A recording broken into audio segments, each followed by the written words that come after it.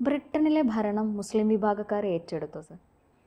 അതായത് ഒരു മുസ്ലിം ബ്രിട്ടനിൽ പ്രധാനമന്ത്രിയാകുന്ന കാലം വിദൂരമല്ല. ആ നിലയ്ക്കാണ് കാര്യങ്ങളുടെ പോക്ക്. നമ്മൾ ഈ ഡാറ്റ ശരിക്കും നോക്കുകയാണെങ്കിൽ ചില കോൺസ്റ്റിറ്റ്യുവൻസീസ് ഉണ്ടല്ലോ, പാർലമെൻറ്റ് മണ്ഡലങ്ങൾ, ആ മണ്ഡലങ്ങളിൽ തന്നെ മുസ്ലിം ഭൂരിപക്ഷം. ഡെമോഗ്രഫി ചേഞ്ച് ചെയ്തിട്ടുണ്ട്, ജനസംഖ്യ. ആ ഡാറ്റ ഞാൻ പറയാം, എത്ര ശതമാനം അവിടെ എന്തുകൊണ്ട് മുസ്ലിങ്ങൾ ജയിക്കുന്നു എന്നുള്ള ചില മണ്ഡലങ്ങൾ തിരിച്ചിട്ട് പറയാം. ഇപ്പോൾ അവിടെ ലേബർ പാർട്ടിയാണ് ഭരിക്കുന്നത്. ലേബർ പാർട്ടി എന്ന് പറയുമ്പോൾ എപ്പോഴും ഈ പാവങ്ങളുടെ കൂടെ നിൽക്കും എന്നൊക്കെ പറഞ്ഞിട്ടൊരു ഇടതുപക്ഷ സമീപനമാണല്ലോ മൊത്തത്തിൽ സ്വീകരിക്കുക.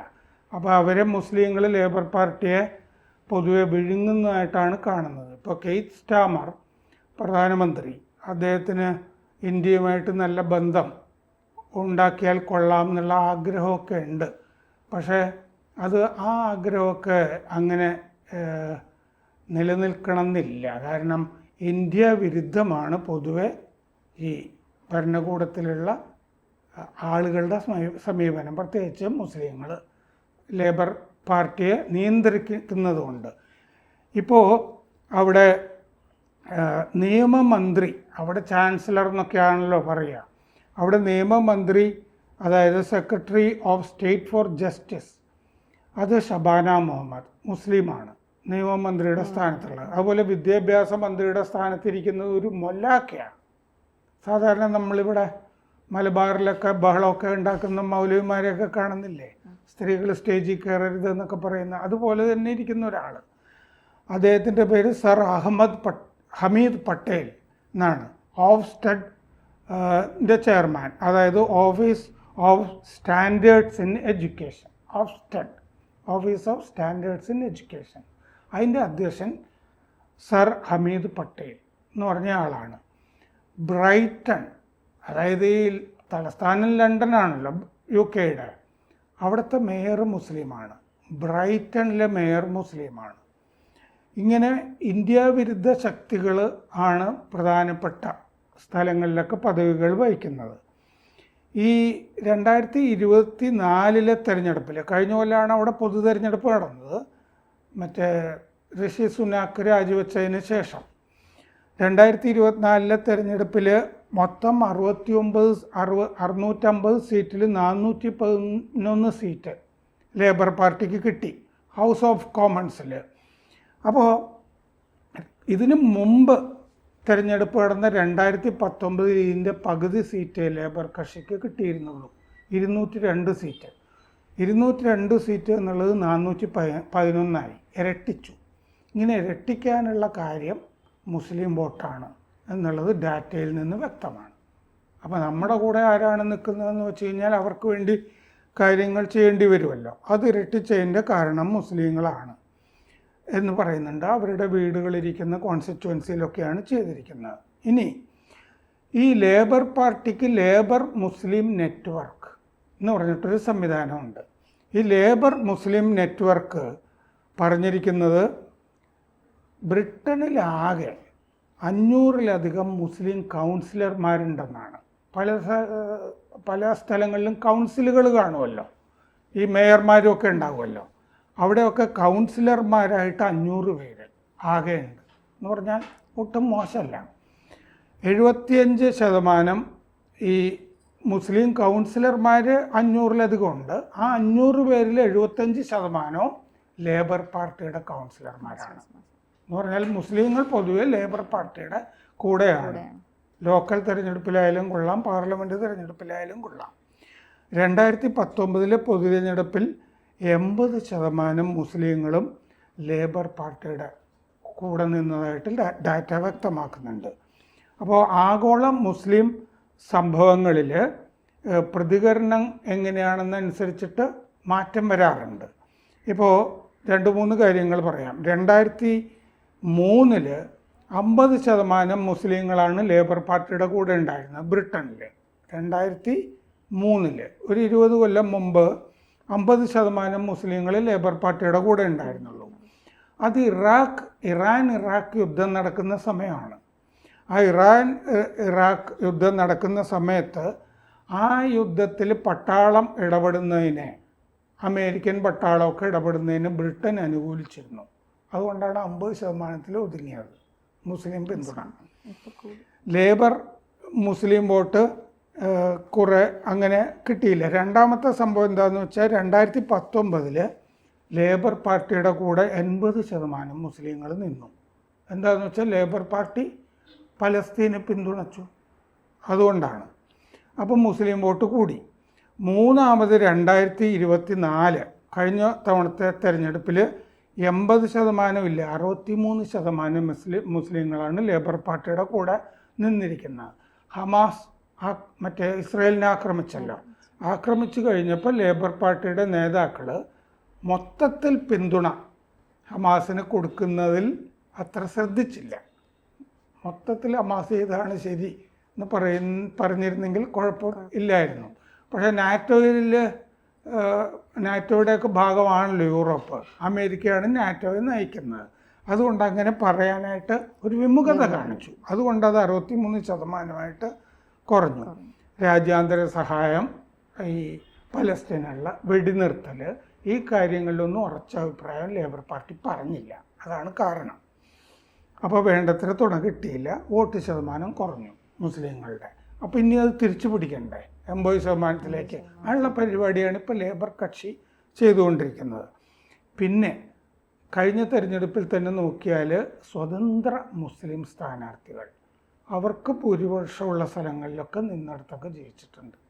ലേബർ കക്ഷിയുടെ കൂടെ ഒന്നും കൺസർവേറ്റീവ് കക്ഷിയോ ഒന്നും നോക്കാതെ അവർക്ക് ഭൂരിപക്ഷമുള്ള ചില മേഖലകളിൽ സ്വതന്ത്രരായിട്ട് നിൽക്കുന്ന സ്ഥാനാർത്ഥികൾ ഈ കഴിഞ്ഞ തെരഞ്ഞെടുപ്പിൽ മാത്രമല്ല, അവർ തുടർച്ചയായിട്ട് ജയിക്കുന്നതായിട്ടും ഡാറ്റയിൽ നമുക്ക് കാണാം.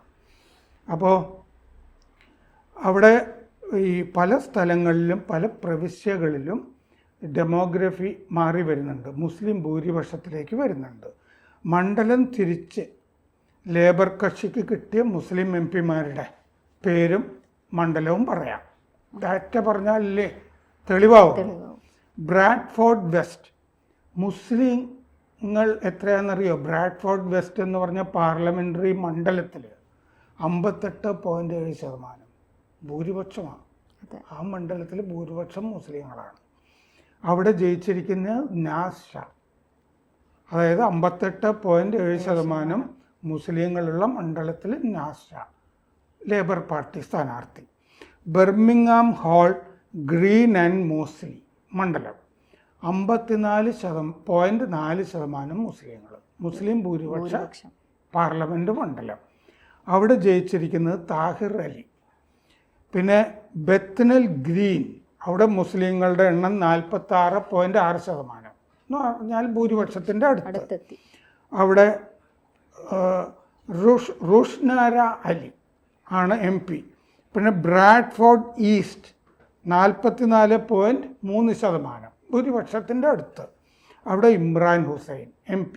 ഇവരൊക്കെ ലേബർ പാർട്ടി MP-മാരാണ്. ഇനി 40%-ൽ താഴെയുള്ള ചില മണ്ഡലങ്ങളുണ്ട് മുസ്ലിങ്ങൾ. Popular and lime house 35.9% Muslim parliament മണ്ഡലത്തിൽ. അവിടെ അഫ്സാന ബീഗം ആണ് ജയിച്ചിരിക്കുന്നത്. പിന്നെ മാഞ്ചസ്റ്റർ റുഷോമെ, അവിടെ 33.7% അഫ്സൽ ഖാൻ ജയിച്ചിരിക്കുന്നു. പിന്നെ ഈലിംഗ് സെൻട്രൽ ആൻഡ് ആക്ടൺ, അവിടെ 16.6% ഡോക്ടർ റൂബ ഹക്ക് ജയിച്ചിരിക്കുന്നു. ഷെഫീൽഡ് സെൻട്രൽ 14.6% മുസ്ലിങ്ങൾ, Abtisam Mohamed MP. Hampstead and Highgate 11.5% മുസ്ലിങ്ങൾ, തുലീബ് സിദ്ദീഖ് ആണ് ജയിച്ചിരിക്കുന്നത്. ബെഡ്ഫോർഡ് 10.2% മുസ്ലിങ്ങൾ, Mohammad Yasin MP, Labour MP. പിന്നെ കവേൻട്രി സൗത്ത് 10.1% സാറ സുൽത്താന. പിന്നെ ഗ്ലാസ്ഗോ സൗത്ത് 7.7% മുസ്ലിങ്ങൾ, ഡോക്ടർ സുബീർ അഹമ്മദ്. പിന്നെ ഗിലിംഗാൻ ആൻഡ് റെയിൻഹാം, അവിടെ 3% മുസ്ലിങ്ങൾ. എന്നിട്ടും നൗഷബ് ഖാൻ എന്ന് പറഞ്ഞ ലേബർ പാർട്ടി MP ജയിച്ചിരിക്കുന്നത്. നോർത്ത് സോമർസെറ്റിൽ 0.5% മുസ്ലിങ്ങൾ. അവിടെയും സാദിഖ് അൽ ഹസൻ ആണ് ജയിച്ചിരിക്കുന്നത്. പിന്നെ ഇതിൽ സുബീർ, നൗഷബ്, സാദിഖ് ഇവരൊഴിച്ചിട്ടുള്ളവരൊക്കെ 2015 മുതൽ തന്നെ തുടർച്ചയായിട്ട് MP-മാരാണ്. മുസ്ലിങ്ങൾ സ്വതന്ത്രരായി നിൽക്കുന്ന സ്ഥലത്തൊക്കെ ജയിക്കുന്നു മുസ്ലിങ്ങൾ. അതിനുള്ള ഉദാഹരണം ലെയ്സസ്റ്റർ സൗത്ത് 34.8% മുസ്ലിങ്ങൾ, ഷൗക്കത്ത് ആദം സ്വതന്ത്ര MP.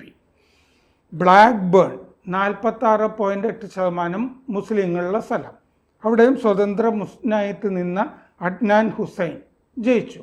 എന്ന് പറഞ്ഞാൽ മുസ്ലിങ്ങൾ നിന്നാൽ സ്വതന്ത്രമായിട്ട് നിന്നാൽ ജയിക്കാവുന്ന ഭൂരിപക്ഷത്തിനോട് അടുത്ത് നിൽക്കുന്ന മണ്ഡലങ്ങളും പാർലമെൻറ്റ് മണ്ഡലങ്ങളും അവിടെയുണ്ട്. ഇതിൽ പിന്നെ ബർമിംഗാം പെറിബ്രാർ അവിടെ 42.9% അയൂബ് ഖാനാണ് ജയിച്ചിരിക്കുന്നത്. പിന്നെ ഡെൻസ്ബറി ആൻഡ് ബാറ്റ്ലി 43.7% മുസ്ലിം. അവിടെയും സ്വതന്ത്ര സ്ഥാനാർത്ഥി മുസ്ലിം ഇക്ബാൽ മുഹമ്മദ്.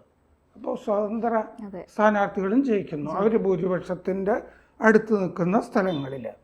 ഇതിൽ അഫ്സാന, ഇമ്രാൻ, സാറ ഈ 3 പേരെ, ഈ 3 MP-മാരുടെ മണ്ഡലമൊക്കെ പറഞ്ഞല്ലോ, ഈ 3 MP-മാരെ ഇപ്പോൾ സസ്പെൻഡ് ചെയ്തിട്ടുണ്ട് അവിടെ ഹൗസ് ഓഫ് കോമൺസിൽ നിന്ന്.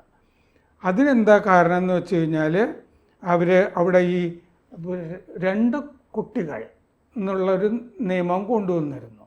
ഇതിനെ എതിർത്ത് പ്രമേയം അവതരിപ്പിക്കുക, സംസാരിക്കുക, പ്രചരണം നടത്തുക, സർക്കാർ നയത്തിനെതിരെ സംസാരിക്കുക.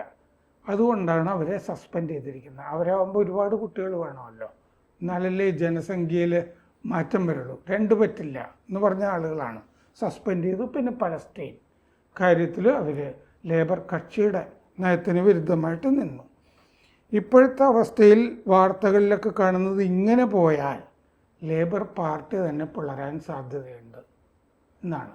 കാരണം ഈ ആധിപത്യം, മുസ്ലിം ആധിപത്യവും അവരുടെ നയങ്ങളുടെ ആധിപത്യവും വരുമ്പോൾ 2 ചേരി അതിൻ്റെ അകത്ത് രൂപപ്പെടും. ഇപ്പോൾ സ്റ്റാമറിന് തന്നെ ഇത് സഹിക്കാൻ പറ്റുന്നില്ല. അദ്ദേഹത്തിന് ഇന്ത്യയുടെ കൂടെ നടക്കണമെന്നുണ്ടെന്നാൽ അത് പറ്റില്ല എന്നുള്ള അവർ പറയുന്നുണ്ട്. അവർ പാകിസ്ഥാൻ്റെ കൂടെ നിൽക്കണം എന്ന് പറയുന്ന ആളുകളാണല്ലോ. അപ്പോൾ ജിഹാദി മണ്ഡലങ്ങൾ തന്നെ അവിടെ ഉണ്ട്. London, Belfast, Manchester, Birmingham, Bradford, Reading, Rochdale, ആബട്ട്സ്, പിന്നെ ലോക്കിങ്ടൺ തുടങ്ങിയിട്ടുള്ള മണ്ഡലങ്ങൾ തന്നെ ജിഹാദി മണ്ഡലങ്ങളായിട്ടാണ് അറിയപ്പെടുന്നത്. പിന്നെ നമ്മൾ അടുത്ത കാലത്ത് ഈ ചർച്ച ചെയ്തിരുന്നതാണ് ഈ ഗ്രൂമിങ് ഗാങ്ങുകൾ എന്ന് പറഞ്ഞിട്ട് മുസ്ലിം ഗാങ്ങുകൾ. ബംഗ്ലാദേശിൽ നിന്നുള്ളൊക്കെയുള്ള, പാകിസ്ഥാനിൽ നിന്നൊക്കെയുള്ള മുസ്ലിങ്ങൾ 12 വയസ്സ് മുതലുള്ള പെൺകുട്ടികളെ ഗ്രൂം ചെയ്യുക എന്ന് പറഞ്ഞു കഴിഞ്ഞാൽ ഈ ലൈംഗിക അടിമകളാക്കുന്ന ഒരുപാട് ആയിരക്കണക്കിന് 10-24,000 കുട്ടികളെയൊക്കെ ഓരോ സ്ഥലങ്ങളിൽ ഈ ബ്രൈറ്റൺ, റോക്ക്ഡെയിൽ, ഓക്സ്ഫോർഡ് തുടങ്ങിയ മേഖലകളിലൊക്കെ ഇങ്ങനെ മയക്കുമരുന്ന് കൊടുത്തിട്ടുമൊക്കെ കുഞ്ഞുങ്ങളെ, പെൺകുട്ടികളെ, 12 വയസ്സ് മുതലുള്ള കുഞ്ഞുങ്ങളെ അത് വേണ്ട രീതിയിൽ അന്വേഷിക്കുന്നതിൽ ഭരണകൂടം പരാജയപ്പെട്ടതായിട്ടാണ് അതിനെപ്പറ്റി അന്വേഷിച്ചിട്ടുള്ള സ്വതന്ത്ര കമ്മീഷനുകളുടെ റിപ്പോർട്ട്. എന്ന് പറഞ്ഞാൽ മുസ്ലിങ്ങളെ പിണക്കണ്ട എന്ന് പറഞ്ഞിട്ട് റിപ്പോർട്ടിൽ തന്നെ മുസ്ലിം എന്നൊന്നും എഴുതില്ല. നമ്മുടെ നാട്ടിൽ തന്നെ ഒരു മതക്കാർ എന്നൊക്കെ പറയില്ലേ എന്ന് പറയുന്നത് പോലെ മുസ്ലിം എന്ന് തന്നെ പറയാനുള്ള ഭയപ്പാട് അവിടെ രാഷ്ട്രീയ നേതാക്കൾക്ക് തന്നെ ഉണ്ട്. മര്യാദയ്ക്ക് ഈ ഗ്രൂമിങ് ഗാങ് സംഭവങ്ങൾ അന്വേഷിക്കാതെ തന്നെ ഇത് വളരെ വർഷങ്ങളായിട്ട് 10-15-20 വർഷമായിട്ട് ഈ ഗ്രൂമിങ് ഗാങ് സംഭവങ്ങൾ നടക്കുന്നുണ്ട്. എന്നാൽ വേണ്ടത്ര ഇത് പുറത്തു വന്നിട്ടില്ല. പ്രതികളെ വേണ്ടത്ര കണ്ടെത്തി ശിക്ഷിച്ചിട്ടുമില്ല. ഇത് ഋഷി സുനാക്കിന് മുമ്പും തൊട്ട് ഇതിങ്ങനെയാണ്. പ്രോസിക്യൂട്ടർമാർ തന്നെ ഇത് അട്ടിമറിക്കും, കോടതിയിൽ വേണ്ട രീതിയിലൊക്കെ വരാതെയൊക്കെ. അടുത്ത കാലത്താണ് ഒറ്റയ്ക്കും തെറ്റയ്ക്കും ചിലർക്കൊക്കെ ശിക്ഷ കിട്ടുന്നത്. 30 കൊല്ലം, 60 കൊല്ലം, 80 കൊല്ലമൊക്കെ ശിക്ഷ കിട്ടുന്നുണ്ട്. അതിഭീകരമായ അക്രമമാണല്ലോ നടന്നിരിക്കുന്നത്. കാരണം വെളുത്ത വർഗത്തിൽപ്പെട്ട കുഞ്ഞുങ്ങളെയാണ് ഈ ആക്രമിക്കുന്നത് എന്ന് പറഞ്ഞാൽ ഒരു പ്രത്യേകതരം ജിഹാദാണത് ആണല്ലോ. ഇവിടെ പലതരം ജിഹാദ് കാണുന്നത് പോലെ ഒരു ലൈംഗിക ജിഹാദ് ആണ് നടന്നുകൊണ്ടിരുന്നത്. അപ്പോൾ ഇങ്ങനെയാണ് ഇപ്പോൾ അവിടുത്തെ കാര്യങ്ങൾ നടന്നുകൊണ്ടിരിക്കുന്നത്. ലേബർ പാർട്ടിയെയും അവിടുത്തെ ഭരണത്തിനെയൊക്കെ ലേബർ പാർട്ടിയാണ് ഭരിക്കുന്നത്. ലേബർ പാർട്ടിയെ മുസ്ലിങ്ങൾ ഇങ്ങനെ വിഴുങ്ങിയിരിക്കുകയാണ്. ധാരാളം എം പിമാരുണ്ട്, അവർക്ക് ഭരണത്തിൽ പങ്കാളിത്തമുണ്ട്. വിദ്യാഭ്യാസം, നീതിന്യായം തുടങ്ങിയ വകുപ്പുകളിലൊക്കെ അവരാണ്. വിദ്യാഭ്യാസവും നീതിന്യായമൊക്കെ വളരെ പ്രധാനപ്പെട്ട വകുപ്പുകളാണല്ലോ. കേരളത്തിൽ തന്നെ എപ്പോഴും UDF ഭരിക്കുമ്പോൾ വിദ്യാഭ്യാസ മന്ത്രി മുസ്ലിം ആയിരിക്കുമെന്ന് പ്രത്യേകിച്ച് ഇല്ലല്ലോ. സാംസ്കാരികവും അവരുടെ കയ്യിലായിരിക്കും.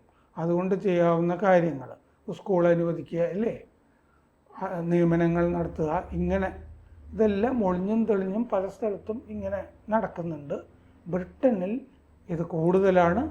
അപ്പോൾ ബ്രിട്ടനായിരിക്കും ആദ്യത്തെ ഇസ്ലാമിക ആണവശക്തി എന്ന് അടുത്ത കാലത്ത് JD വാൻസ്, അമേരിക്കയുടെ വൈസ് പ്രസിഡന്റ്, പറഞ്ഞത് തെറ്റല്ല.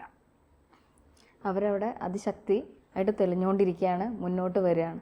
10-ൽ താഴെ ശതമാനം ഭൂരിപക്ഷം ഉള്ളിടത്ത് പോലും അവർ ജയിച്ചു കയറുന്ന സാഹചര്യമാണ് സാറ് പറഞ്ഞ ലിസ്റ്റിലുള്ളത്. അപ്പം ഒരു ഇസ്ലാമിക് രാജ്യമായിട്ട് ബ്രിട്ടൻ വരാൻ ഇരിക്കുകയാണ്. യൂറോപ്പിലെ പല സ്ഥലങ്ങളിലും ആ ഭീഷണിയുണ്ട്.